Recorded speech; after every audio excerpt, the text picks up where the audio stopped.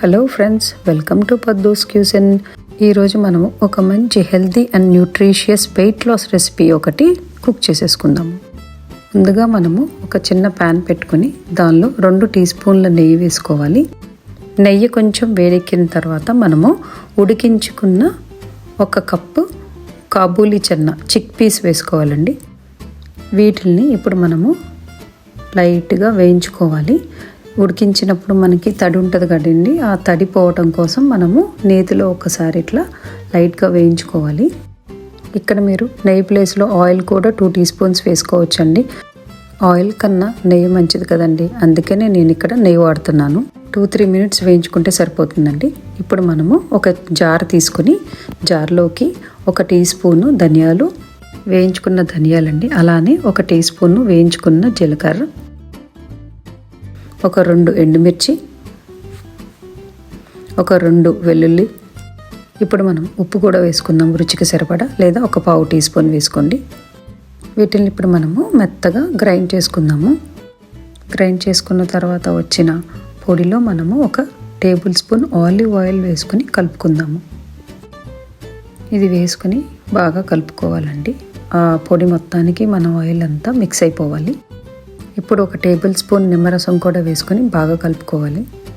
Diet follow అయ్యే వాళ్ళకి, weight loss అవుదాం అనుకునే వాళ్ళకి ఇది ఒక మంచి రెసిపీ అండి, హెల్తీ అండ్ న్యూట్రిషియస్. ఇప్పుడు మనము 1 అరకప్పు గోధుమ రవ్వ తీసుకుని దాన్ని ప్రెషర్ కుక్కర్లో ఒక 2 విజిల్స్ వచ్చేంత వరకు ఉడికించుకోవాలి. ఉడికించిన తర్వాత మనకు అది 1 కప్పు అవుతుందండి. 1 కప్పు ఉడికించిన గోధుమ రవ్వ ఒక బౌల్లోకి తీసుకోవాలి. ప్రెషర్ కుక్కర్ కాకపోయినా మనము బయటైనా ఉడికించుకోవచ్చండి, తొందరగానే ఉడికిపోతుంది గోధుమ రవ్వే కాబట్టి. ఇప్పుడు మనము ఇందులోకి మనం వేయించి పెట్టుకున్న ఈ కాబూలీ చెన్నాని వేసేసుకోవాలి.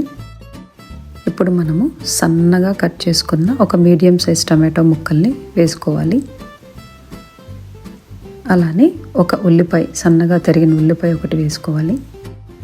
సన్నగా తరిగిన కీరా ముక్కలు 1 ముప్పావు కప్పు కూడా వేసుకోవాలండి. ఇప్పుడు మనము దీనిలోకి ఇందాక రెడీ చేసి పెట్టుకున్న మసాలా ఉంది కదా, దాన్ని వేసేసుకుని ఒకసారి కలిపేసుకుందాము. ఇంగ్రీడియంట్స్ అన్నీ నేను డిస్క్రిప్షన్ బాక్స్లో కూడా మెన్షన్ చేస్తానండి, అక్కడ కూడా ఒకసారి చూడొచ్చు మీరు.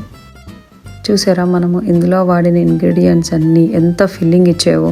Veggies and protein based chickpea. And మనము రైస్ బదులు ఇక్కడ మనం గోధుమ రవ్వ వాడాం కాబట్టి బాగా ఫిల్లింగ్ కూడా ఇస్తుంది.